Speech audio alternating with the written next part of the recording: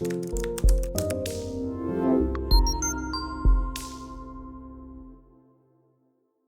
we wanted to do was to introduce what emceeing is, both from an event professional or meeting planner perspective, as well as from a speaker's perspective who either wants to elevate their MC game or add it to their arsenal as a revenue stream. So how this is going to work is we do have a ton of stuff to cover. We have amazing panelists. I'm just the eye candy asking questions and keeping track of time. So what we're going to do is we're going to focus first on the meeting professionals and event planners. So those of you that are speakers or MCs, I want you to put on your event planner hats. And what we're going to do is answer some key questions that event planners or meeting professionals need to think about or know why they need to be thinking about hiring an MC, budgeting for an MC, what kind of MC, those kind of things. We're going to start there.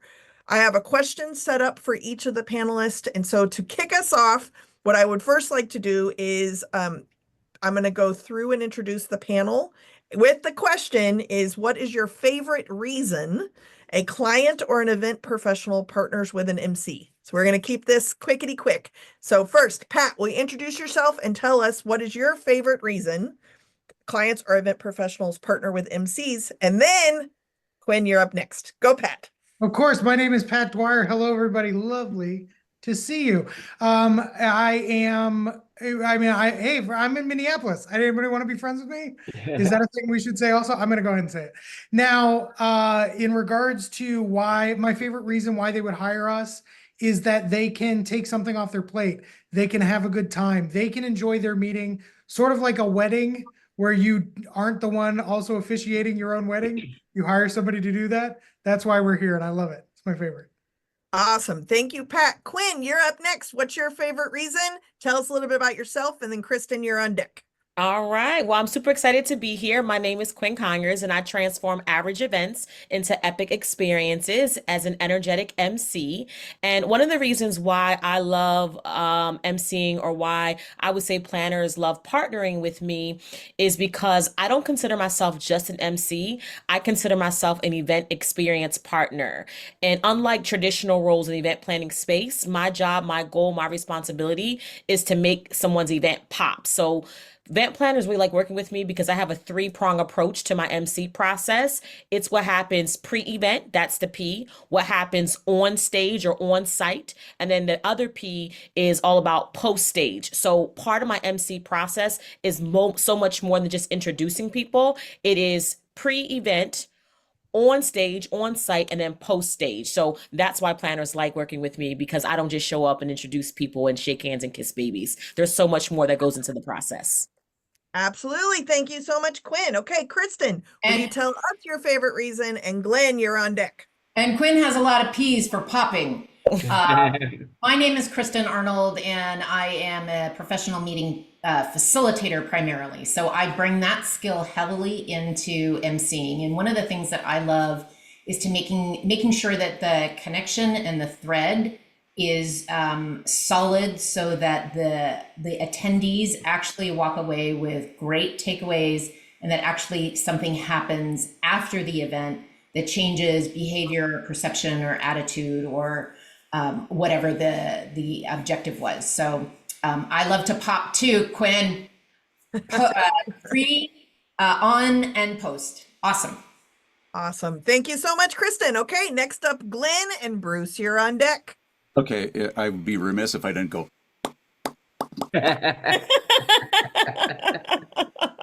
I'm Glenn Thayer. I'm known as the voice of meetings and events. And one of the biggest things for meeting professionals to bring in an MC in is really, or a conference moderator, facilitator. Really what they're there to do is to make sure that the event runs smoothly and to meet the business goals and objectives of the event. So I'm more on the business side of things, and that's something that's really important. All of the meeting professionals and clients that are going to hire you, that's what's in the back of their head. They go, how can this person being on stage help us meet our goals and objectives from the business end? Awesome. Thank you so much, Glenn. Bruce, tell us your favorite reason. Tara, you're on deck. Well, I'm so impressed that everybody on this panel is so generous. and talking about how the client's event is better, the event is better, the audience is better. I got to tell you, my favorite part is being an MC makes your business better. I'm a keynoter. So ordinarily, my mantra is show up, blow up, and giddy up. I want to get in, get out. But I also believe, and I tell everybody who wants to be a successful speaker, if you want to speak more, speak more. And when you're an MC, you get to speak more. Little nuggets, little controllable nuggets, which is great because you don't have to do a good job for a long time, but you get to keep popping up in your audience's consciousness. And nothing works better to have them say afterwards, hey, my association has an event. My company has an event. Do you think you could come? And because I provide the keynoting and the emceeing, I guess that's a verb, it just opens up so many more opportunities. One leads to another or vice versa. Excellent. And Tara Brown, what's your favorite Hello, reason? everyone. I'm so happy to be here. I am a humorist, a comedian, a speaker, a corporate entertainer, and MC. And my favorite part is the fact that I am trusted to provide an experience for the planner and the guests that will be unforgettable. I really take pride in the fact of being there in a way for the planner that takes the headache away from them. There's so much that goes into all of them. So I don't want them to have to worry about whether or not this event is going to go off well. I too am going to do my research ahead of time and make sure that I create an experience that people will talk about for, well after the event is over. So I love the fact that I get to be a trusted presence, and I also get to set the tone. Excellent. I would say that my favorite reason is that it helps me get paid to customize my closing keynote. I'm usually a closing keynoter. So I get paid throughout the experience to customize that close, but then I also know the real pain points. So my close is way more effective. And then to Bruce's point, business-wise, I'm much more likely to get spin and referral because I actually am building a relationship with that client. I might come back 4, 5, 6 years in a row, at least so far, that's where we're at, because I become a partner with them throughout the year, and this is just part of their events. So if those are the best reasons that we could come up with off the top of our head, I want to do a couple things. And then what we're going to do is I have questions set up. We're going to take them one at a time. And then I want to encourage people who are either watching the recording or in the chat, or you can use the Q&A function to ask questions as well, because we're going to have plenty of time for questions in real time at the end. If you're watching the recording, though, I want to make this evergreen for you too. But you are welcome to text message 202-670-4262, 202-670-4262. And I will get that text message whenever you are engaging in this content, and I'm happy to try to answer your questions or farm it out to somebody else. So with the content that's about to come, if you have any questions or anything, even answers, feel free to either put them in the Q&A, the chat, or text me at 202-670-4262, and I will weave them into the discussion. So as stated at the beginning, we have kind of two facets of this conversation. So we're really going to start off really trying to talk to the meeting professionals or the event planners that you might be working with, or that might be even watching this webinar, about why an MC, what kind of MC, how do you pick and choose, what's the wrong one, what's the right one, have you been burned, how do you get over it? When we can understand what the role is for a meeting professional to want to have an MC, then I think it's an easier sell. So those of you that are speakers or MCs, I want you to think about your clients and their clients, and we'll kick it off. So Pat, why don't we start with you first? What is a professional MC versus a staff member, a board member, a volunteer, Joe, who thinks he's hysterical from marketing? What is it that a professional MC does that those free people don't? Admittedly, Joe, he's great. Like, let's not disparage Joe too much. He's fantastic. That having been said, I think that there is a definitive difference, of course, between all those people and a professional MC from the meeting planner perspective. If for no other reason than we are allowed to be emotionally disconnected from what's happened up to that point. We can be statisticians, we can be musicians, we can be arrangers of the day. We can feel what's happening and we can respond to it in a way that's not loaded. We can look at the event as it exists. And I think that's something that an internal person isn't going to be able to do. Not to mention that there is all the politics and all the craziness. I mean, truthfully, if we are from a place where one person, we've been to one meeting, we've been to two meetings, we've been to three, we've probably seen more from backstage than any of those other people that, you know, would probably work on staff or are in, except for Maureen Mahoney. She's seen more meetings than any of us. Let's be nevertheless, I think that is the biggest differential between bringing somebody in who is part of the group and somebody who is not. It's something extra entertaining, some new surprise, a new way to wake up your audience that might not have been able to be accessed because we are a different entity. I think meeting planners know that you can say the same thing to your staff as much as you want, but you bring in one extra person to say it in the exact same words, they're going to hear you because we're just not the same voice.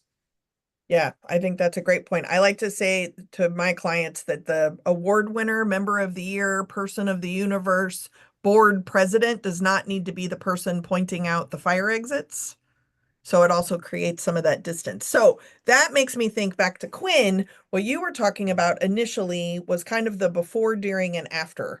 I want you to talk a little bit more about the importance of hiring this professional MC as early as possible in the event planning process versus kind of towards the end, last minute, etc. Can you talk a little bit about that? Yes, absolutely. And it's interesting to me because as the MC or event host, that is usually the first person and voice that your audience, board members, colleagues, coworkers see. But normally they're the last person that's hired in the event planning process. And I have found with, my MC career that a lot of times I am bought in at the 11th hour. It's like everything is already done. It's like, oh my goodness, who's going to do this? Who's going to MC? And here I come in. And as we're going in, I start asking questions because my job as an MC is to make sure I'm very attendee focused in my approach. So my goal is to make sure that attendees rave, they return, they build relevant relationships, and they refer others to attend your event. So that is my objective to MC, along as what is their mission, their goal, right? But if people are having a great time, they're coming back, they're referring others, then that is retention. And what I find sometimes is that because event planners are very much overwhelmed with logistics, meeting food and beverage minimums, managing all the vendors, we're getting hired last. Like, who is the glue that puts that together? And then that's where the MC comes in. So I really do encourage people to do that because, number one, a lot of their challenges and a lot of their problems can be alleviated. So for example, I'm bought in at the 11th hour and they're looking at their speaker roster like, we need more diversity on stage, right? But I'm last and they have everybody already on stage. I'm like, well, I'm a part of several speaking organizations. If you needed a pink and yellow astronaut, I'm sure there's somebody in NSA who's a pink and yellow astronaut who could talk about customer service. So if you have a great MC and you are literally hiring them first, if you need a recommendation for AV, I'm sure your MC can do that. If you need a recommendation for keynote speakers or workshop presenters, your MC 10 times out of 10 knows people because they are usually connected to other organizations. So I believe that less stress, more connection would happen if the MC was hired first, because a lot of those problems that the planners are having, especially with vendors, we already know. We know someone who's an event planner. We know someone who's a DJ. We know someone who does great AV. We know tons of speakers. And sometimes that can really be the heartburn or the thorn in the event planner's side.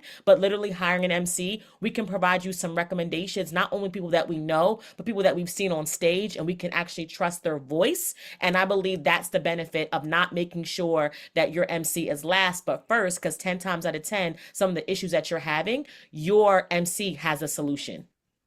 Absolutely. And Kristen, I know you and I have actually shared events together, and I think one of the things that you bring to an event is this insurance gravitas. That's the language I would use to describe you, is that no matter what is happening, Kristen Arnold's got it, right? I think it's part of what makes you such a great moderator. But can you talk a little bit, as if we're talking to the event planners, what that insurance policy is that you can bring to an event as an MC? Well, one of the reasons why they don't come to us earlier, we wish, Quinn, right? We wish they came to us earlier and not at the last minute, is because they really don't understand the value of an MC. What they're thinking in their head is, yeah, you introduce the speakers. Well, we've got Joe Bob who can do that. We've got, Sarah, the VP of, we've got somebody that can speak. They can talk to them at the same time. And you're like, honestly, there's more to it about being a great MC. And there's lots of different kinds of MCs, but an MC really is, and I think Quinn, you used the word glue. We're the glue that brings all of these disparate segments, because a meeting organizer generally looks at a meeting as segments. I've got to fill this spot, and then there's food, and then there's, it's just a bunch of stuff going on. And so there's a couple of things that we can do in addition to introducing the speakers. We can organize and prepare the speakers. We can understand what their takeaways are so that we can weave them in to the conversation. We can contribute to the design and shaping the agenda. We can handle the unexpected stupid stuff. I shouldn't have said that.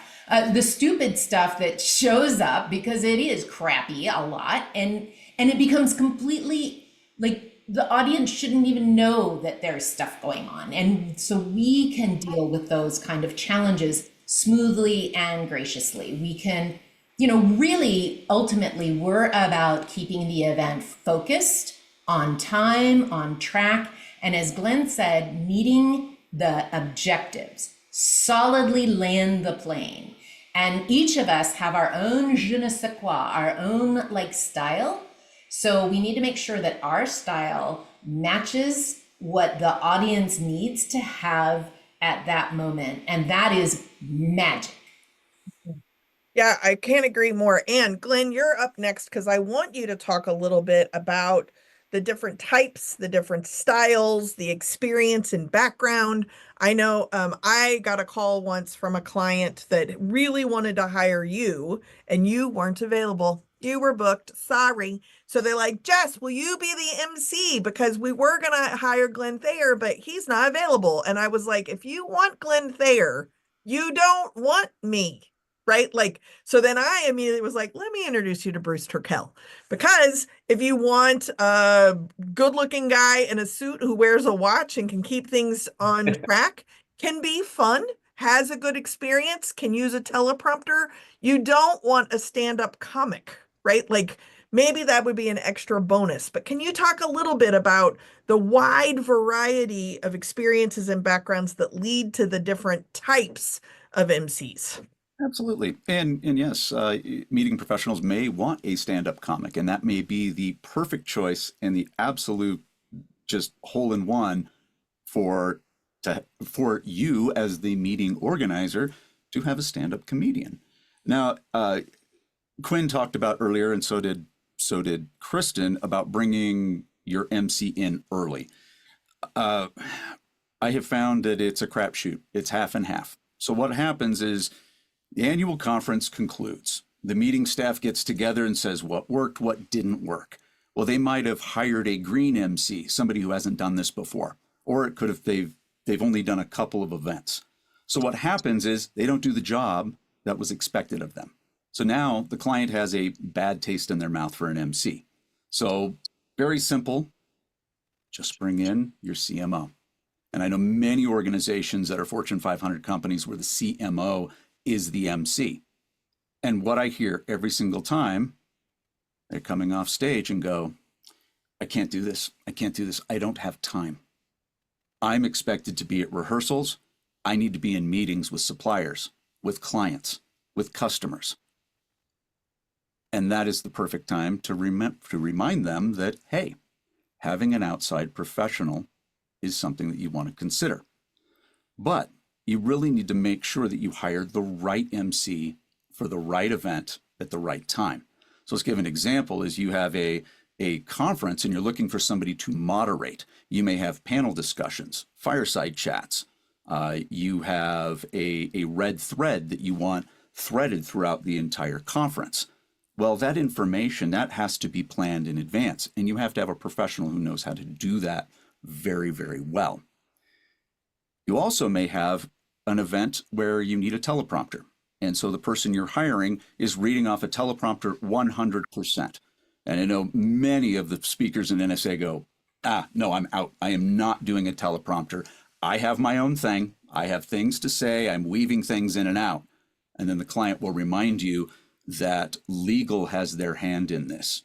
So if you say anything that is outside this little box, you are now opening yourself up to possible legal action. And that's something to consider as well. Outside voice. Pat had said something about having an outside voice outside of your organization. And where this is extremely helpful is when there's been a merger or an acquisition and you're bringing various disparate groups together and you're trying to build them together as a team. So if you want to think of a conference that has team building elements in addition to a regular conference, and sometimes it's better to have an MC run those outside events and those team building events separately. And yes, as professionals, we can all run those team building events, but sometimes we're better used on the main stage than on these little ancillary events. Looking at the different MC types, many times I get calls or emails that go, hey, are you a comedian? And the first thing that I think of is, are you looking for a comedian? And many of these people say, yes, I'm looking for a comedian because they said we need to have more levity in our conference. And at that point in time, I look at it and goes, okay, how do we take that comedian and put it into the goals and objectives of the event for the business outcomes?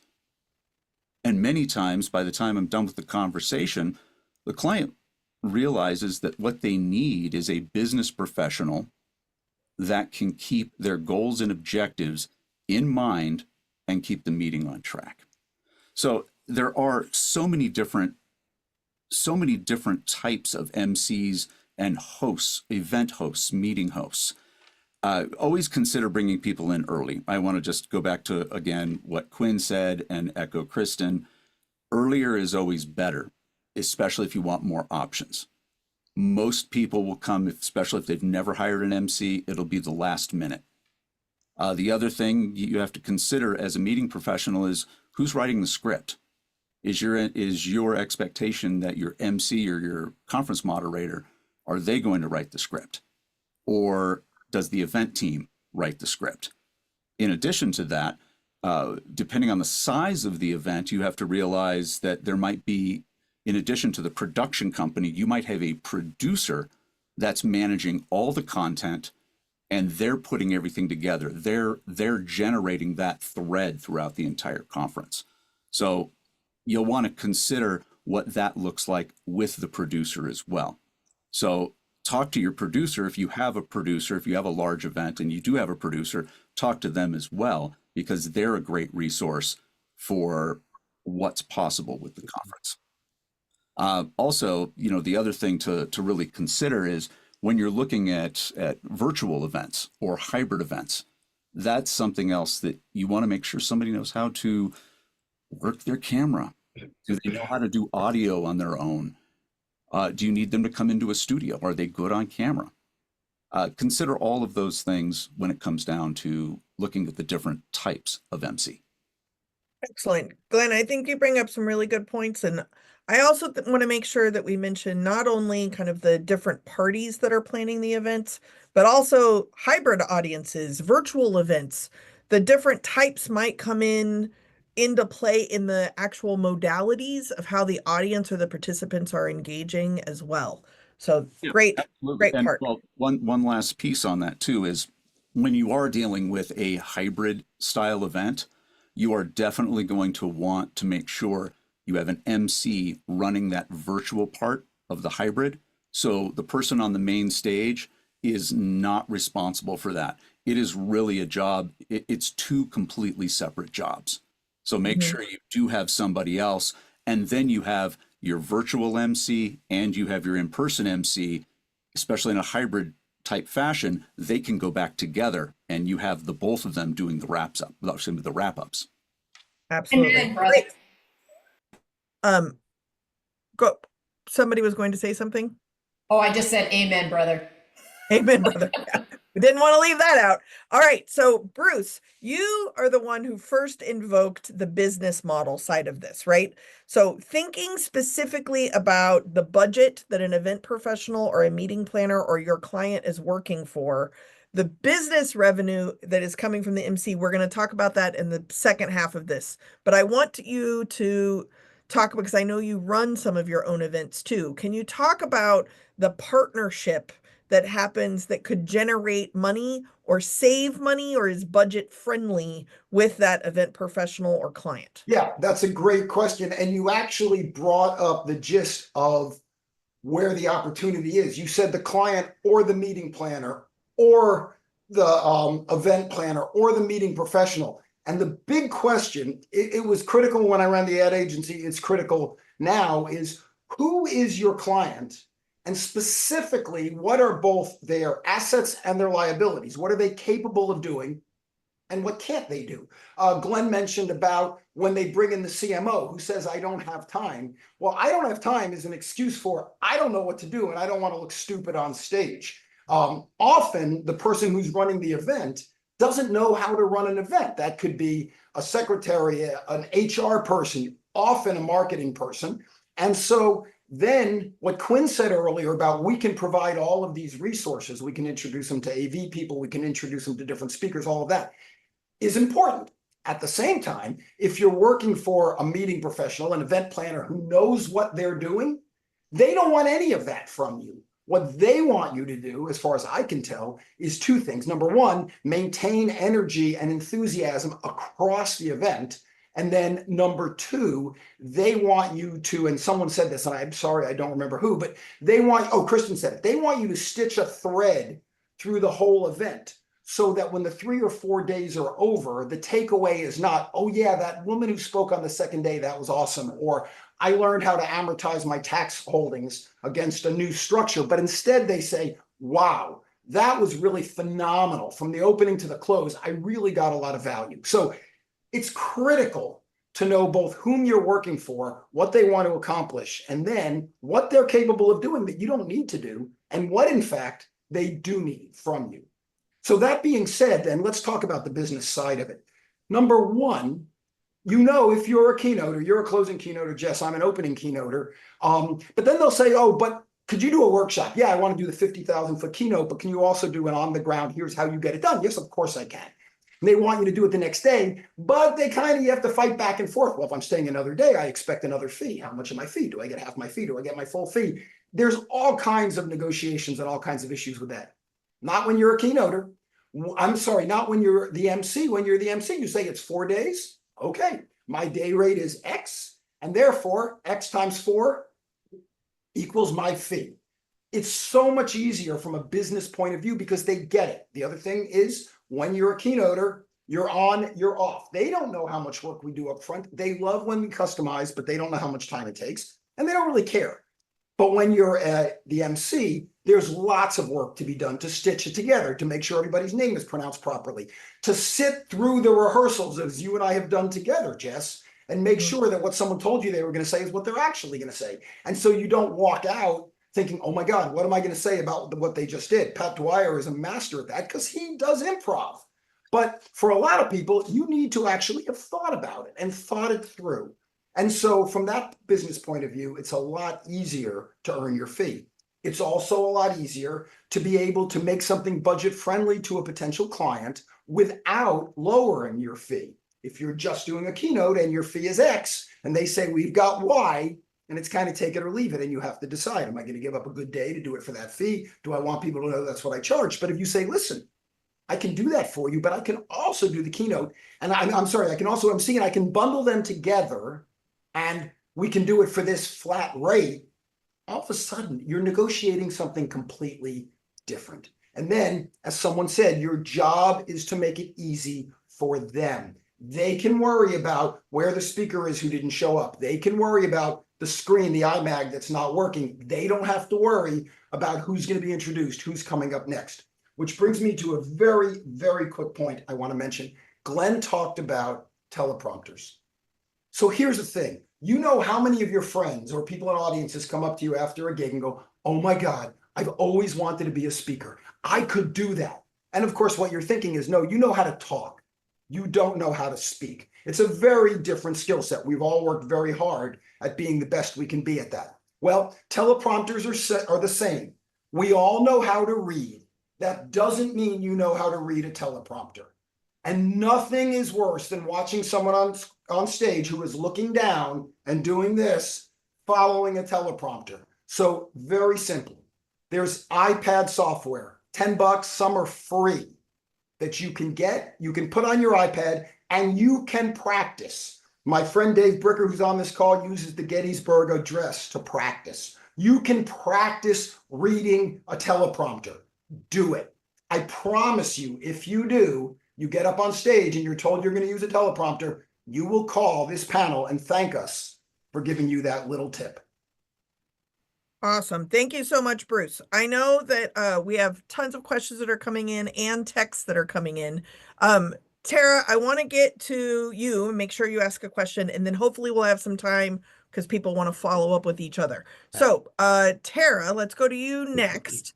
When we talk about the timing of when an event planner or a meeting professional would hire the right MC that's the right type inside the right budget, can you talk a little bit, and I know enough about you and your experience, can you talk a little bit about the quote, other duties assigned, right? Yeah. So they buy you for the day. Can you, other than just keynoting or breakout or content, can you talk about some of the other services that are provided? I think we talked a little bit earlier. I think Glenn may have mentioned it, where you're actually like helping other speakers speak. Quinn talked a little bit about actually matching DJs or other kind of speakers with other things. But can you talk about some of those, like, oh, well, Tara will do it. What are some of those other duties assigned? I think the key to it is you have to be flexible and to know that anything can come up and you have to be ready on your feet. Glenn said something that was so powerful earlier, is that, you know, some people think they want a stand-up comedian and they don't necessarily know what they want as a stand-up comedian. I'm happy when they want a stand-up comedian, but I think it's very important to know who you're hiring. If you say, oh, I want a stand-up comedian, and it's a roast comedian, and your CEO is not a person that takes a joke well, guess what? You didn't want you didn't want a stand-up comedian in that situation.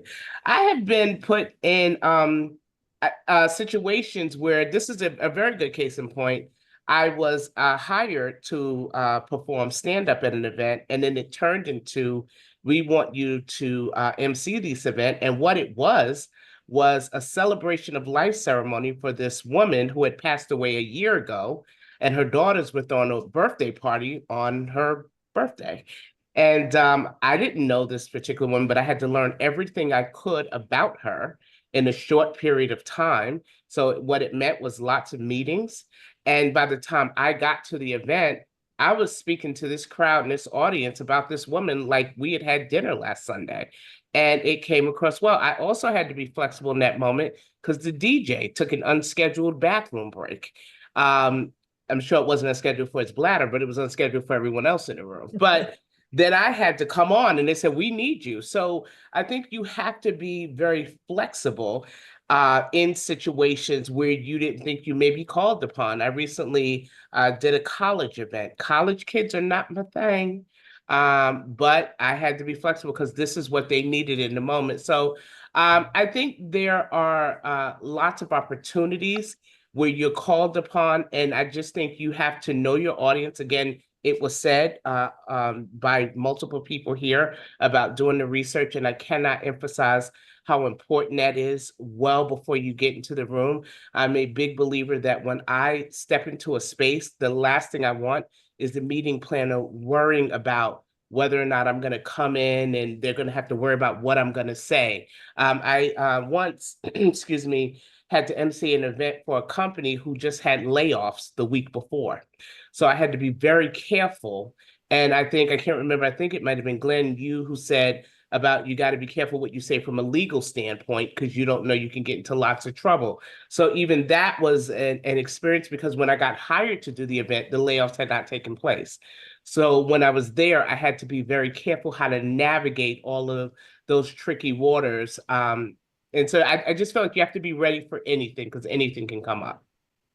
Totally. And that's what we meant kind of by the insurance policy, and why the background experience, I think, is so critical that Joe from marketing doesn't have. Right. Like, not only is this not my first gig after an election, it's not even the first time someone's had a heart attack in the middle of the room. Like, I got this. We can figure it out. And one just thing I want to say, Jess, people have to realize being living room funny is different than when you have to be called upon to be in front of a bunch of people and keep them engaged and smiling. I don't know what you mean. Well, some people think when they're funny in them. I'm kidding. I'm being living room funny. See? Okay. All right. So now this is going to be a hard switch. And Quinn, I'm going to have you kick us off because I think you're going to be able to kind of like put one foot in both audiences. So I know you had a follow-up about Bruce's content about the business side for the event professional or the meeting planner. So everyone watching, we are getting ready to switch into from meeting planner event professionals to the speaker that is thinking about adding emceeing as a revenue stream, but that is also maybe already emceeing and wants to amp up or elevate their skills. So I think what better way than to do this of what the business mindset might be, and Quinn, I know you had something to add, might be from the planner side, but then I want you, Quinn, to also kind of talk about that business mindset by distinguishing the difference between what we might think of as keynoting and training versus the revenue stream that is emceeing. Do you think you can do that? I'm going to try. I'm going to try to do that. So I am famous for some word clouds. So good job. Thank you very much. I love it. You know, one of the things that Bruce said that, you know, the business side that I just really wanted to amplify and kind of highlight a little bit is from a business standpoint, a lot of people, I would say, disrespect and downgrade the MC role. I believe, especially now, it's like the keynote role is like this coveted role that people admire and respect. And I feel like sometimes as MC, we got to scrap, we got to fight, we got to work for our worth in this space. But the beautiful thing is, once you find an event planner who loves you and likes you and understands that you are no longer the hired help, but you are an extension of the team, you can now become what I call their MC in residence. So a lot of times, even if you are an amazing keynote speaker, you still have to get brand new keynote speaking engagements year after year. However, from a business standpoint, which I think Bruce and everybody else can really appreciate, if you are an amazing MC, you can come back year after year, and then that event planner only has to worry about filling the speaker spots because they already can trust Tara. They can trust Pat because they work with them time and time again, which allows you to earn repeat revenue from a business standpoint versus starting from scratch every single time that you are looking to get your stages, right? So I just wanted to add that from a business side that I think that people don't get. I know a lot of times I would feel like a unicorn in the space a lot. Like, oh my gosh, all of my friends are keynote speakers. I'm the only one who is leading with emceeing, and keynoting is second for me. So I do keynote, but emceeing is what I am building.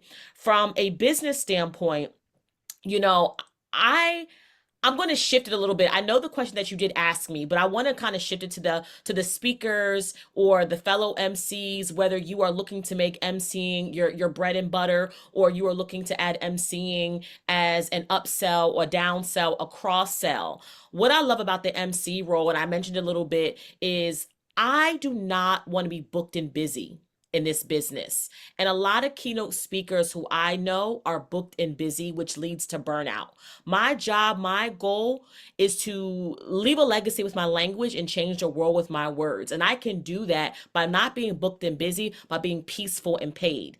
Me being an extension of the team as an MC allows me to look at my 2025 calendar now and know that I already have 15 opportunities because now I'm not booked and busy. I'm peaceful and paid. I have MC and residence clients. So sometimes if you are signing up or raising your hand to be an MC, people around you might not understand what you're doing. And that's why it's so important to have community, whether it's NSA, whether it's NSA MCs, NSA millennials. I mean, there's so many people so people can understand what you're doing. doing, because a lot of times people are going to tell you, oh, they don't pay MCs for that, or no one's going to hire you. But when you get in and you create your MC brand, you create your MC empire, and you surround yourself by other MC brains, you know that no, yes, you can make a career out of this, but also too, you don't have to accept the scraps. And many of us are accepting pennies because we're just grateful to get the gig. And I want us to have a premium mindset.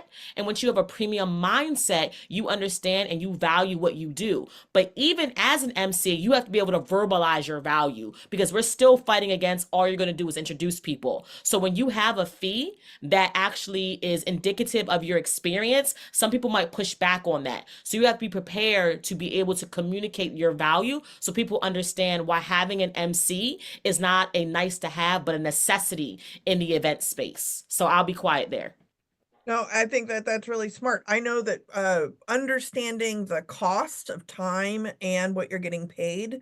I know for me, when I started upselling emceeing, it was largely because I live in a rural area. So if I'm coming from home to a gig, to be a closing keynoter usually, I'm already going to have to be there a day, maybe 2 days in advance. Well, if I get there 3 days in advance, I could MC the entire thing. Like, that's how I started realizing that this makes sense for me time-wise as well as a revenue stream. So I think that's awesome.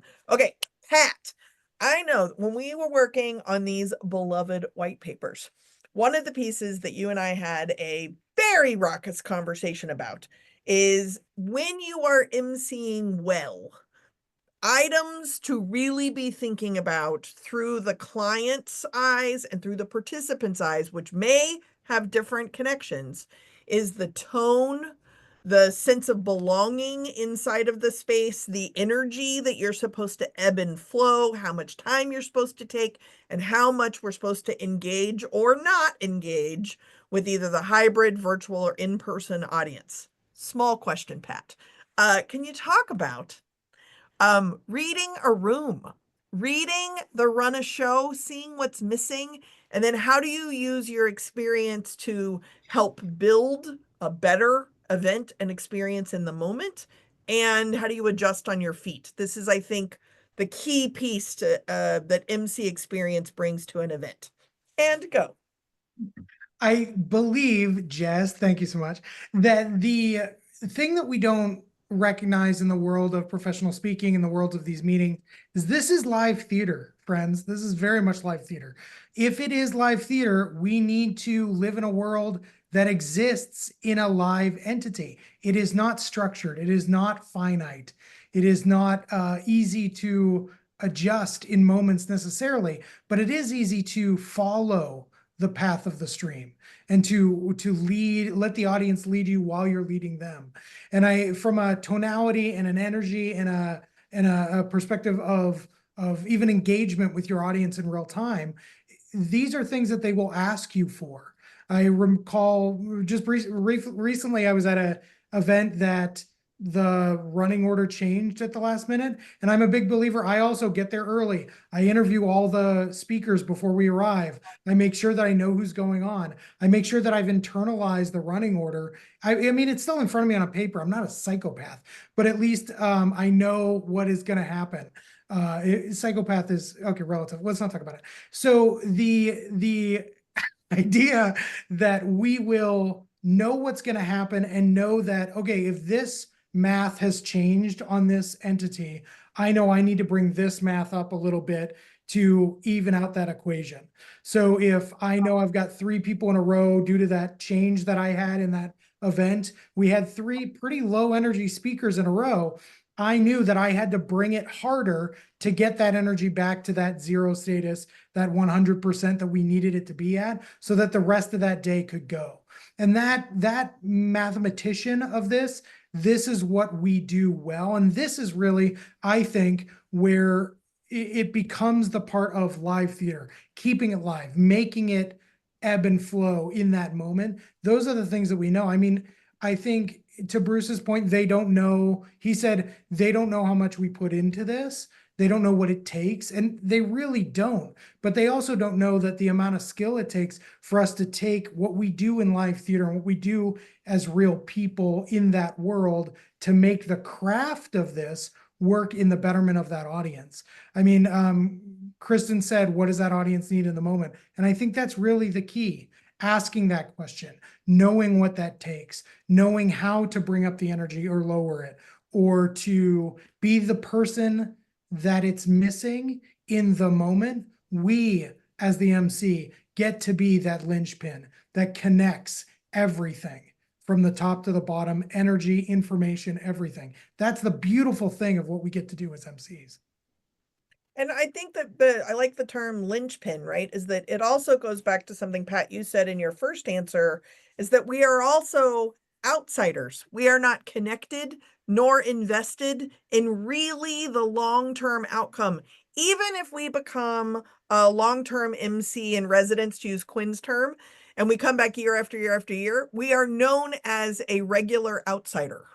So then we can make those hard calls, etc. All right. Let's keep going. So, Kristen, you're up next. Now, I'm going to ask you, Madam President of NSA, formerly, I hope you've recovered from serving as president. But 10 years ago. Nobody. It was 14 years ago. To me, it was like 2 minutes ago. So you were such a baby. It's all a filter. This is all a filter. What I think is interesting, and I really want you, because we've been members of NSA for a hot second, I want you to talk about how the National Speakers Association, the big motto this year is building a better business and being a better speaker. Also, hashtag the name of this webinar series. And so when you are thinking of the trajectory of your career, panel moderation, emceeing, obviously amazing professional facilitation, even in very high stakes, contentious situations. Can you talk a little bit about how your membership with an NSA, which is, deeply rooted in enterprise, expertise, eloquence, and ethics, the 4 E's, can you talk about how you had mentioned professional facilitation and panel moderation as types of your skills of emceeing? Can you talk about how that has elevated your business and how it's elevated your performance as a speaker? Well, I'm going to start a little bit differently and then answer your question. Great. So I think let's start with the definition of a professional speaker. It's anyone who shares the spoken word, either face-to-face or virtually, shares their expertise through the spoken word, either face-to-face or virtually, and gets paid for it. So if you feel like you fit in that definition, then we have a home for you. Now, most people start as maybe a trainer, or maybe you're a consultant, or maybe like I started as a facilitator / consultant trainer. Then I migrated into keynoting, migrated into emceeing, some panel, like we're all over the place. Like you should be kind of ambidextrous and know what's your sweet spot. Like Quinn, she's decided emceeing, that's her main stake. For me, it's facilitation. That's my main stake in the ground. Most of us have a main stake and an ancillary stake, and we kind of dabble in the other areas, which is how you build a robust business, how you build a better business.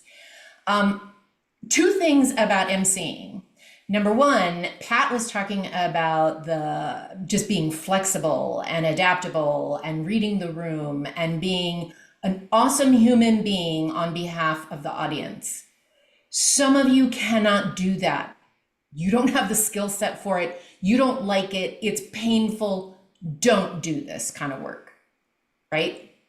It just doesn't work for you. The other thing is that, Bruce, you were talking about keynoting and the time and the preparation. If you don't like the planning and the preparation of an event, if you were listening to all of the little pieces which are written in the white paper that all of you are going to get like the first copy of if you're on this webinar, if you read through all the things that you do to support this event, it is more than just show up and throw up. Honestly, it's a lot of work. And part of it is about educating our customers, our clients, the economic buyer, that you are doing more than just introducing speakers and that you bring a value. So there's a great opportunity to bundle services of saying, you know, hey, you have me here for this. Do you have an MC? I do that, or I'm starting to do that. Be completely transparent with your client about where you are on your journey about emceeing, because this is a skill set that you develop over time if you decide you want to, but it's an intentional. Like I have a book. I'm old school, Jess. Old school. I have a book. And like, I just have all kinds of ideas about how I bring that energy to the room, or how I you know, the different things, the segments that you weave through, the ways that you bring energy up, the ways that you make people think and reflect and connect and engage the audience and introduce people. And that you learn over time, and you learn by watching other MCs as well. I don't know if I answered your question, Jess, but. Oh, I'll take it. You're getting applause. That sounds great. Great job. Okay, Glenn, I'm going to throw a little bit of a curveball to you because we got a really good text question in. I typed it into the cheat sheet if you need to read it ahead of time. But as MCs, we're like, go with the flow. I'm giving you a curveball. So a reminder for people, if you want a text message, 202-670-4262. I'll put it in the chat in just a second once Glenn starts talking. If you have any questions or something, even if you're watching this recording.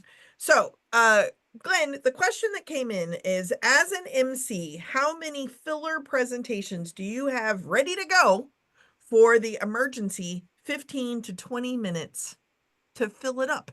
I'm fascinated by what your answer is going to be, because I think it is fairly apparent that we might be considered different styles. So I want to know what your answer is, and then I will give you my answer. So here's a couple of different things. Number one, I want to go back to even Kristen was talking about how much work this is. This question is exactly right in there.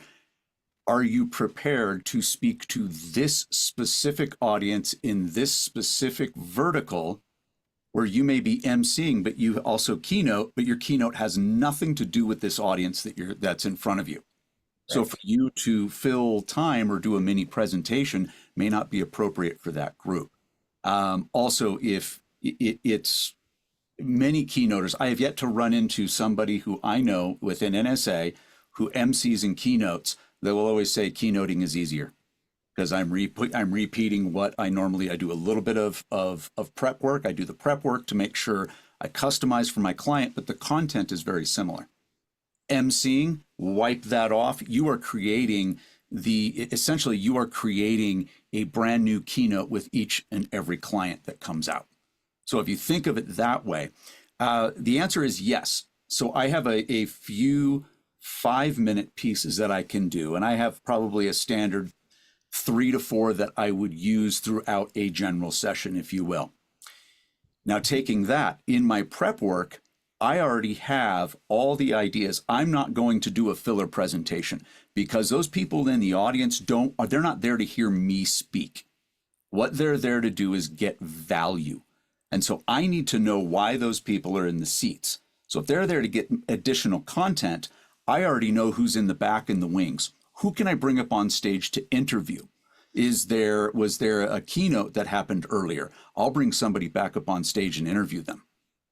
What I'm about is content. How do I take more content and have it be more valuable for the people in the seats? And so that's, I guess, answering the question is, I don't think you always have to have more content prepared for them unless the audience is there to hear you speak. If you're doing a keynote, you got this. That content's already prepared. Another thing that you also have is like clients. You know, you have people who hire you, right? And you're like, who is the client? And that's always the question, because sometimes if it's a bureau booking, clearly the client is the bureau, is your client. The client is the client of the bureau. Now, that being said, I always think of it as whoever's there, I'm working for the end client. That's the client. I'm focusing on them. However, when you show up on site, I guess I want to kind of figure out who is your contact person. Because I find, depending on the size of the show that I'm doing, the size of the event, I may have been found by the event planner or the meeting planner. And as soon as I'm hired, I'm then turned over to the CMO and their team because they're the meeting owner. And I typically work with the meeting owner. And I'm not working with the meeting planner anymore. So one of the big things is to find out who the meeting owner is and kind of where your hierarchy is. Who are the people that you need to be connecting with, and who are the ultimate decision makers? I find that I need to know who the meeting owner is, and I need to have conversations with that person to make it successful. I need to fully understand all of the goals and objectives of that event. What are the expected outcomes? Most clients are spending anywhere from excuse me, hundreds of thousands to millions of dollars to put this on. There is a business case for this. You have to know as the MC what that business case is, and that is always in the back of your head, is to deliver that business value. That's what is huge. So make sure that you know that. Another thing is know who the stakeholders are. Instead of kind of saying the client or who my client is, I like to think of it as stakeholders. And there's various types of stakeholders. Your audience is one stakeholder. The executives are another stakeholder. The marketing department, they're another stakeholder. Sales department is another stakeholder. And you need to know what each of those stakeholder groups need to get out of the conference. And with that, then you're building your content. Here's my little presentation. I need to make sure that addresses this specific stakeholder group. And then I have another one that addresses this stakeholder group. And sometimes there's stakeholder groups that you don't need to address in any way, shape, or form. A lot of times that might be the CEO, where the CEO has a vision. They say, well, this is where we want to go. It's super high level. You just need to know that, but that's not necessarily a stakeholder group that you're addressing. Another stakeholder group is your sponsors. Now, understand, many groups do not have a budget for an MC. They don't have a budget to bring anybody else in. But you know who does have a budget? Your sponsors. So consider your sponsors as stakeholders because they can actually pay your fee. And consider how to pull them into the conversation from the main stage. You might have super breakouts that are going on that you can do. So just consider where you can bring your expertise to work with sponsors. Many sponsors, your salespeople know how to speak, but you can coach them as the MC on getting the most value out of their time, especially if they're doing a 5-minute main stage presentation. So make sure that you're able to do that as well, because the clients are going to be looking to us as not only experts in what we do, they're going to expect us to be a stage manager. If there's no stage manager, we're the AV tech, we're production, we're speaker coaches, we're speaker support. We are all of those things to the client.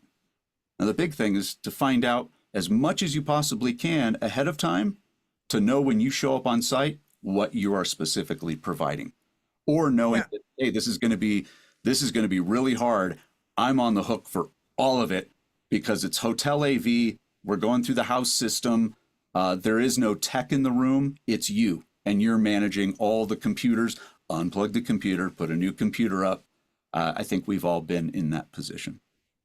Yeah, and Glenn, you just did. I was hoping something like this would happen. So we're going to break the fourth wall for a second. So those of you that are looking like speakers, like, oh, I think I can MC. I have a watch. I mean, how hard could it be? I want to point out what Glenn just did, and then we're going to get back to the questions.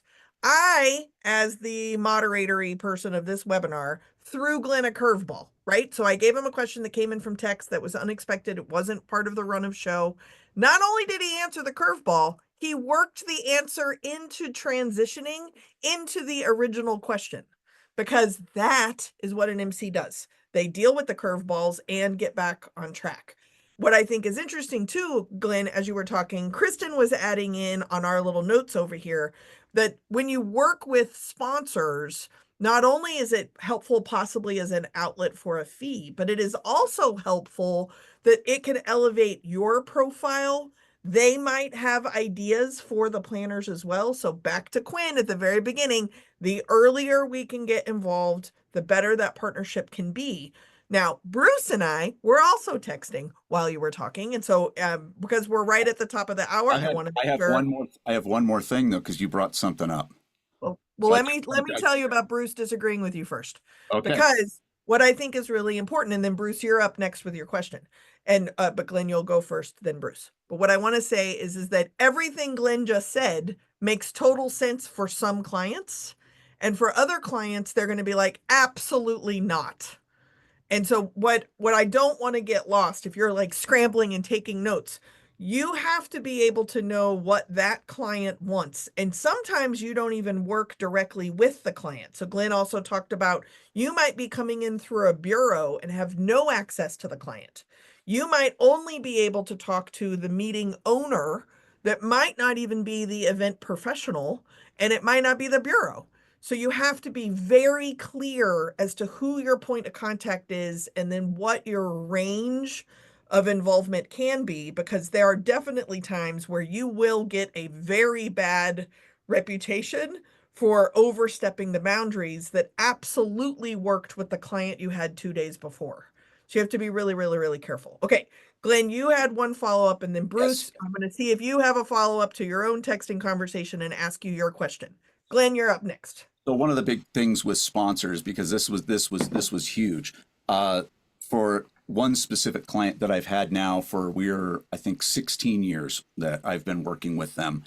And I started taking on for their sponsors when I was brought on. I asked if I could speak with the sponsors 2 months out to work with them on their keynotes that are their 5-minute keynotes that are happening on the main stage. And so what I realized is if the sponsors got value out of their sponsorship on the main stage, like the meeting owner could raise the sponsorship level and make it higher, and they could guarantee revenue the next year with those same sponsors. I've been working with this one sponsor for 5 years, and this is a speaker cup that they made. The CEO of the company she does these really, really cool ceramic mugs. And this year she got on stage and said, "You have helped us out every year. I made this for you." And I thought it was so cool because their cost of sponsorship has gone up 100% over the last 5 years as far as the cost. And they continue to pay it because they get the value out of it. So just consider the value that you bring as an MC to the sponsors to have them come back year after year because they're getting value. Awesome. That's great. Okay, we have 2 more established questions, and then we're opening it up to the Wild Wild West. So, Bruce, you're up next. And one part of this question did come in over text as well. So I'm going to read a word cloud for you too. Quinn, you're not the only one who gets word clouds. So number 1, how do you differentiate yourself as an MC? How do you use your own particular skills to differentiate yourself? And then how do you get your name out there? How do you even get your first gig as an MC? Bruce, word cloud is yours.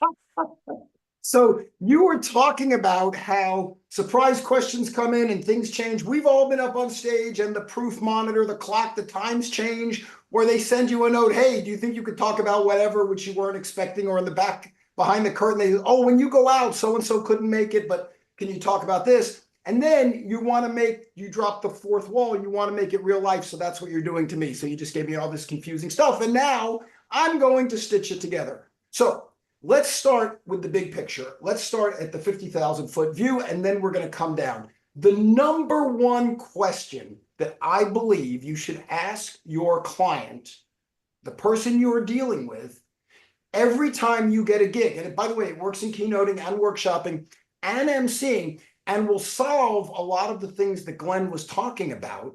The number one question is, what does success look like? When I get off stage, when this event is over, What happened? Now, I can always add, you can always add, yeah, of course the people are going to come up to you and say, oh my God, Jess, I'm so glad you brought that guy in here. He was awesome. Yes, I know that's going to happen, but that's not my point. What do you want to have had happen? And if you know that, then you know what to do. More importantly, you know who you are performing for. You might, in fact, be performing for the CMO, working for the CMO, the meeting planner, the event planner, but you're probably not. You're probably working for the CEO, or you're working for the chairman of the board, or you're working for someone else who told the meeting planner, we do this for this reason, and this is what we want to accomplish. And to Glenn's point, you may not get FaceTime with that person. The person you get FaceTime with is simply terrified that you and all the speakers are not going to deliver on the promise that their boss asked them to deliver on. Everybody answers to somebody else. And so it's crucial that you know what that is. Glenn talked about delivering content. I have to say, I have never gotten an MC job where they said to me, we want you to deliver content. In fact, as someone else said earlier, and I repeated, well, Kristen, what they want you to do is stitch it together, to take all this disparate stuff and make it make sense. And if you know what success looks like, we want the audience to understand our new tagline and our new brand. Or we want people to leave knowing that last year was tough, but this year is going to be awesome. Or we want people to know that the merger is really good for everybody. Then you have the ability to take all the different things that are happening and figure out the connective tissue between them. You know the difference between the value speaker and the valuable speaker. We are all value speakers. Our job is to get on stage and provide value, whether we're keynoters, workshoppers, facilitators, MCs, or all of the above. Our job is to provide value.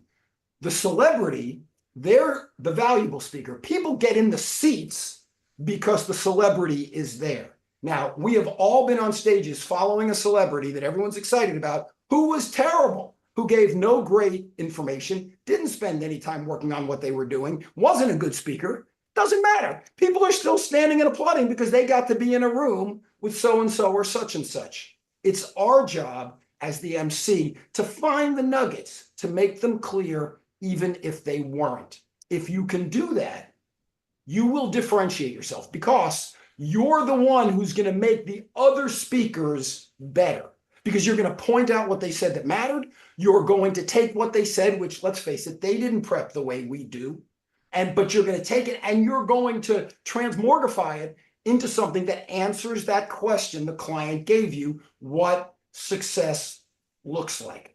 And that's where you can use your own unique, special skills. That's where you can bring what you have to the table. So Pat is a master improviser, meaning he can come up with funny lines and great ideas based on what he heard. He can put them together in new ways. Kristen is the most organized, most dot the I's, cross the T's business person I have met in NSA or on a stage. Every time I do something when she's involved, all the details are covered. By the way, Jess does that as well. So you guys have the ability to take all these things and say, did you hear what they just said? This makes sense because boop, boop, and boop. And then everyone goes, oh, I get it. Oh, I didn't see that. Oh, I see. I do something very different. My skill set is pointing out things to people that they didn't see. I see patterns. I see the way these things happen. It's why I was a creative director. It's why I'm a musician and an artist, because I'm able to put these things together. So I do it in a different way. I'm able to come out and say, based on all those things you just heard, how does this affect your business or your life or your organization or your association? We can each use that skill set, but we can also use what we know how to do. Glenn talked about whether they want a comedian or not. I'm not a comedian. I can be funny, though. Pat is a comedian. We can all bring to the table what we're good at. We've seen Jeff Savilico come out on a 40-foot tall unicycle balancing on one arm. We've seen Jason Hewlett be a Tyrannosaurus Rex or a raptor, whatever it is he does. We all can bring something to the table. I can't do that. I can do this, but I can't do the other side. But I can come out and play music on stage or draw pictures on stage. We can all do those things. And that's the way you differentiate yourself. If I teach the audience how to play harmonica, I get remembered as that tall, skinny, goofy guy who played the harmonica. That's okay, because there's nobody else who does that. And that segues into the last question I was given, which is how do we get our name out there, our first gig to MC? First of all, you don't have to. If you have footage as a keynoter, as a workshop facilitator, you have footage that can be put together and edited to look like MC work. And as long as you don't say you did this MC job at this date for this client in this location, there's nothing wrong with that. You could say my MC reel, and then you're showing what you can do. But the other thing is you already have gigs for whatever it is you already do. So just ask. Hey, I'm thrilled that you hired me to do this. By the way, who's the MC? MC? Why would we want an MC? Oh my goodness, let me tell you all the good reasons. And you know, I'm not busy the next 2 days. I'd be happy to MC this event for you. You don't even have to charge for it. You need to get the experience and the testimonials that you're able to use to promote yourself, and testimonial videos. Oh my God, Quinn was awesome. The event was great. The speakers were great, but the way she locked everything in, oh my God, that was the greatest thing I had ever seen. You get those testimonials with some footage, you'll get the work. You need to do that. That is super fantastic advice and complicated and super clean, right? Like it is all of those things at once. I am a walking, talking dichotomy juxtaposition quandary. Right. That's why we're friends. But I really want to hone in, and maybe I'm doing the MC thing, right? Is that I want to hone in that I can't teach people how to play a harmonica. But you can do what right. you do. Right. I know. The point I'm trying to make is that you have that skill in your pocket. So when the question was earlier about like how many fillable things do you have, teaching people how to play a harmonica is not even in my suitcase, right? I cannot do that. But I can do this and this and this and this. So I'm pulling from what I'm capable of doing that is also still true to me. And so it's a differentiator, it shows value, and it is also something that you have to have the confidence to pull out from your own experiences. And just yesterday, I met with a former client who happened to be in town, so we met for a drink. And Glenn, I'll see your coffee mug, custom-made coffee mug, and he brought me an antique harmonica that he was at some event, and he saw it in an antique store, and he bought it for me and sent it to me because he remembered that was awesome.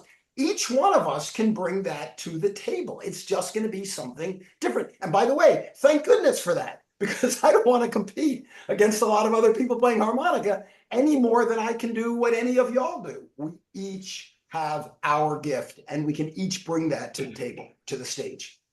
Yeah, absolutely. Okay, Tara Brown, I'm going to come at you with a question that also involves a curveball, but I think I'm making some assumptions here, but because you and I both have a stand-up background, can you talk a little bit, and this is probably brain minutia for some people, but can you talk a little bit about what the language I use? I don't want to say that you're using this language, but from a stand-up background, we have like a crib sheet, right? Like a little outline of little bullet points. And that from those bullet points, we can pull out a whole set, and now who knows how long it's going to be. Some people script out their keynotes, right? And so scripting out an MC bit or an intro or a conclusion, that might be something that is read from a teleprompter. I tend to be much more bullet points and less reading actual sentences. I'll turn the sentences into bullet points. I think that's because of my stand-up background. So actual famous, currently still stand-upping person, can you talk a little bit about the bullet points, scripts, teleprompters? How do you keep a structure and a time frame? Can you talk a little bit about that brass tacks? And then I'm going to ask you the next question that came in over text. Okay. But go with that one first. For me, I'm definitely a bullet points person because I have to be. So everything that it's different when I'm, emceeing an event versus when I'm performing stand-up. When I'm performing stand-up, I have to remember everything. So I don't have the luxury of having a teleprompter. I have to rely on what's here. That's why I eat and drink things with blueberries in them, because blueberries good for your memory. So I have to do a lot of that. You know, an interesting thing that recently happened to me, I I had the pleasure of performing comedy on cruise ships, and I just got off of a ship, and I was talking to one of the guests, and she mentioned to me, she goes, you know, one of the things I like about you is you tend to talk a bit slower, and I have hearing loss, so I'm able to read your lips. And I never really thought about that until she said that. And then at another show, when I saw her and she was in the second row, I was very intentional about when I was performing, talking to her and, you know, making sure that she got that. So bullet points for me have been a lifesaver. And then also what it allows for me is to be flexible. We spoke about that earlier. You have to be adaptable to what can come up in the room. When you are performing, anything can happen. And so certain things you have to acknowledge when they happen. And I can't be so scripted that I'm like, no, I'm going to say this and this and this. I have to allow for what happens in a room. Bruce says something that was very powerful about asking, what does success look like for you? That is the very first question I ask a planner when I'm emceeing an event, because what I want this to be about you, not necessarily about me. When I'm performing stand-up, that's about me and my set and what I want to say. But when I am emceeing an event, this is more about you. And I just want to give, I was around here looking for a collection plate for Quinn, because when I tell you she dropped those gems earlier, that was just phenomenal. And I love, Quinn, when you said about owning, you know, who you are. And I think that's so powerful. And I think we all want to be this or that, but just understanding who we are. And I also want to say, before you get to your question, Jess, this is all so wonderful. I'm so glad that we're doing this. This is a phenomenal discussion.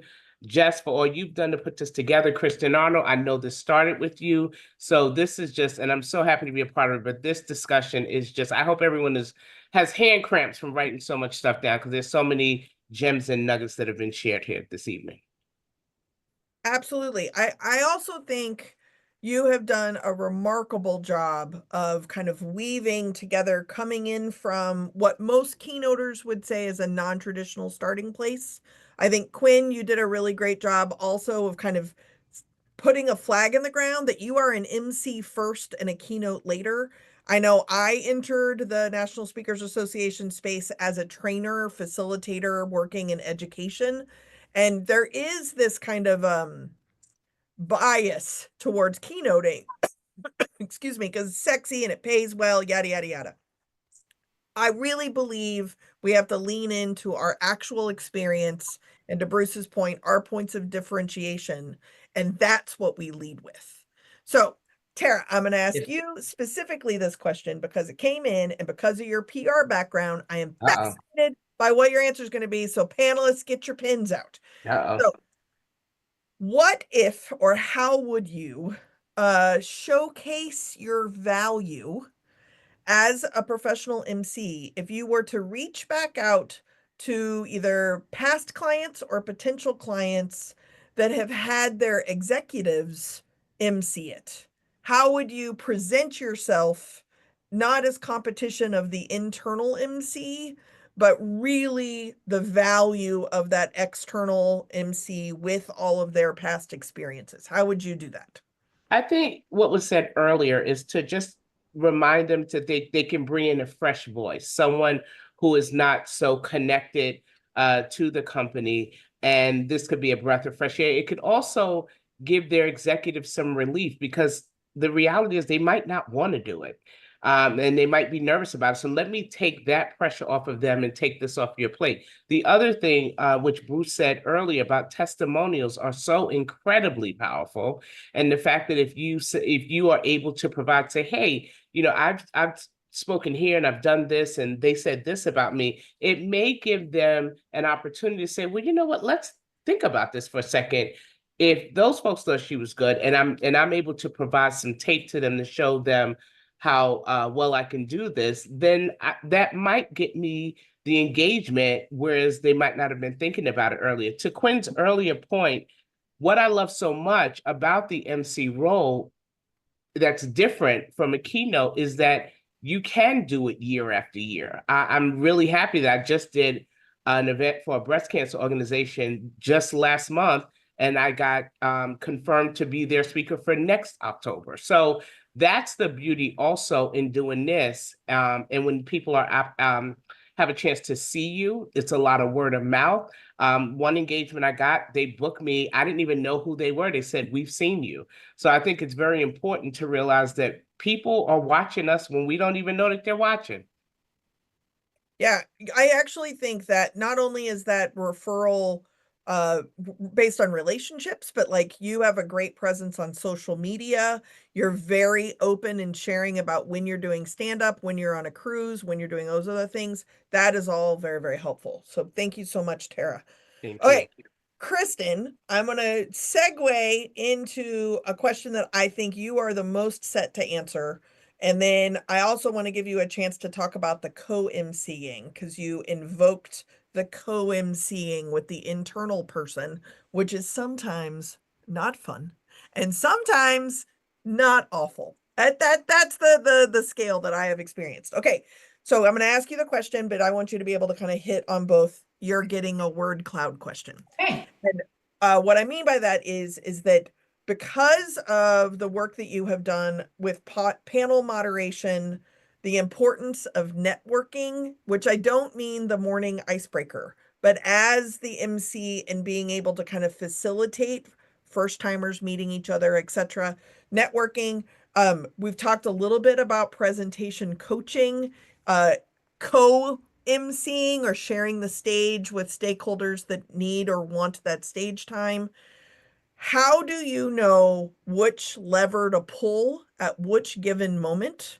How do you, Kristen, differentiate which skills are going to be needed if you are moderating, if you're facilitating, if you are networking, if you're synthesizing, pulling the red thread? How do you know what to do? Great question. I think part of it is getting back to the objectives. Glenn and I both come from the start with what does success look like? Mhm. What are the objectives? And not only the results that they're looking for, but what are the secondary objectives? Like from a process point of view, what kinds of things do they like to see? What don't they like to see? What kind of relationships are in the room? Do people already know each other or are there some new folks? Because people do come for the information, education, but they also come for the connection, building deeper connections. And part of our job is to provide some ideas. In my initial comments, I was talking about we help shape the agenda and we come up with ideas. And so the way that I phrase it is I'm like, hey, I'm just brainstorming here with you. What about, and feel free to say no. And I will usually go crazy, stupid, crazy, outrageous to milquetoast, middle of the road, not very different. And you'll see kind of their stomach for being innovative or not. Do we want the traditional MC role or not? There was something just on NSA saying, please provide recommendations for high energy MCs. And so Quinn's name came up, Jess's name came up. My name did not come up because I'm not that high energy. I will provide different process techniques to create that, the objective. So I think part of that, just providing suggestions and see where they go. They don't have to like all your suggestions. Not all your babies are beautiful. Some are uglier than others, and some they gravitate to more than others. And so I give a range. Now, getting back to the co-MC, and this really started with what Tara was saying is, sometimes the CMO is not the right person. They're too busy. They've got other things that they're supposed to be doing that maybe they won't be doing. And you can always, provide some kind of thoughtful reflection about the opportunity costs of them not being able to do that kind of work when you could just easily be doing that, be doing the MC stuff. I think it's if they're dead set on it, I would say, well, you know what, why don't we try co-MCing? It's kind of in my head, I'm thinking it's a transition strategy. because the difference is either you end up coaching. Sometimes you're just more the minimal visibility and they're the more front. Sometimes they're less and you're more front. It's a style that you have to really let go of your ego, because it's really about making them feel confident and secure, but you're also taking the load off and helping the audience achieve their objectives. So there's a lot of back preparation that goes on. But it can be really, really good, or Jess, as you alluded to, it could be kind of fraught if they just ignore you, which is helpful to know.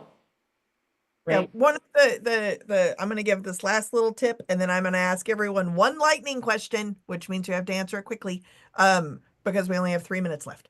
But the pro tip that I want to add to what Kristen just said, and I learned this in my mediation courses. I'm a certified mediator. Of course I am, because I deal with contentious topics all the time.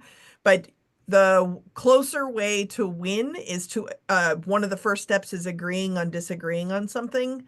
So I will often give a very dumb idea, and then everyone who's been contentious will be like, well, that is collectively stupid. All right, great. Look, y'all just agreed on something.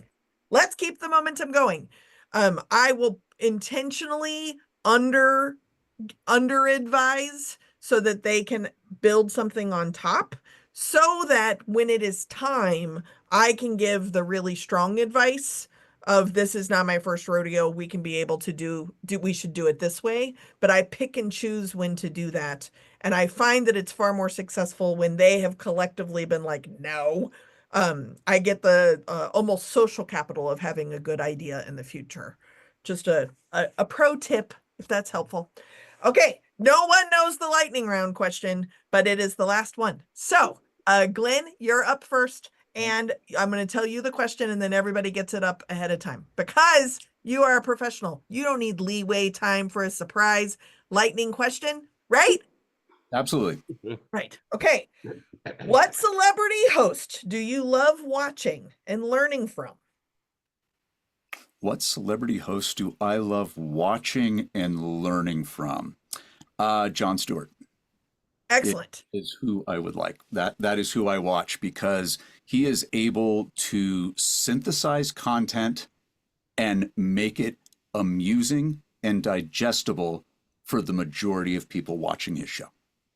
Fantastic. Great answer. Quinn, you're up next.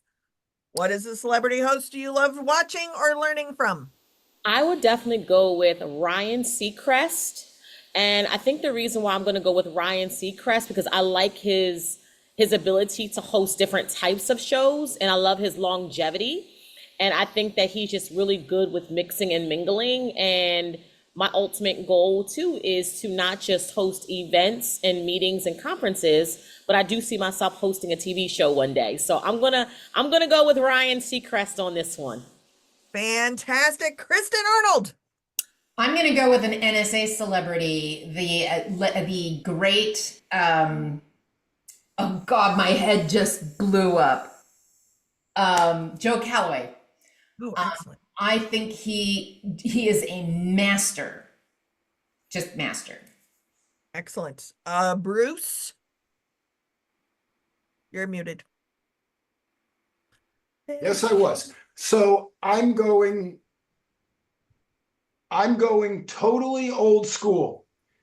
Nobody on this call is even old enough to know this guy. You're gonna have to do some work on YouTube, but go back and watch the Dean Martin roasts and watch a comedian named Foster Brooks.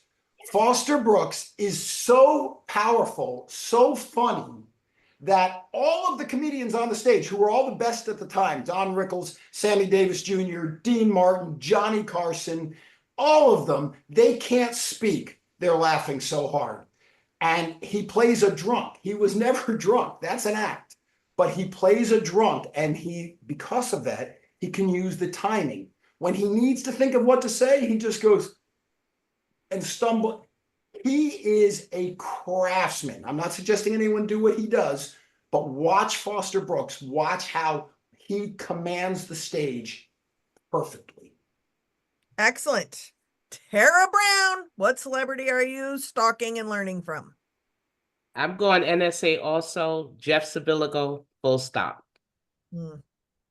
Excellent. Pat Dwyer?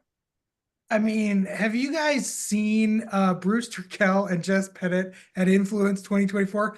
I didn't either because I wasn't there. So I'm going to go with Colbert. Colbert is my favorite because if you really watch him, he goes between the things that are in his head to the things he has to say, and he goes so seamlessly, we think it's one piece, and I really like that very much. Excellent. Well, thank you for asking. I would be David Letterman and Joan Rivers. Yes, 100%. Thank you all for being part of this. As Maureen, I'm getting ready to hand it over to you. As Maureen had mentioned, there are new white papers that are updated post-COVID. One will focus on meeting professionals, one will focus on speakers, and you, because you're part of this webinar, will get the first copies of it. Congratulations! And it might be out by the end of the year. Stock those stuffings. What do you do? No, you stuff the stockings. That's what you do. Anyway, Maureen, back to you. Thank you very much, MC panelists.